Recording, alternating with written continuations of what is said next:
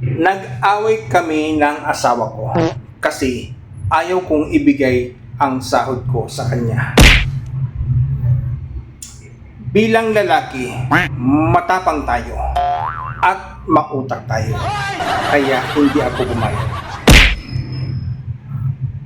Binigyan niya ako ng choice. Ano daw ang ibibigay ko sa kanya? Sahod ko o password ng cellphone ko? Ang sabi ko naman sa kanya, kikitain ko pa naman lahat ng sasawin ko. Actually, next week maglululit ako eh.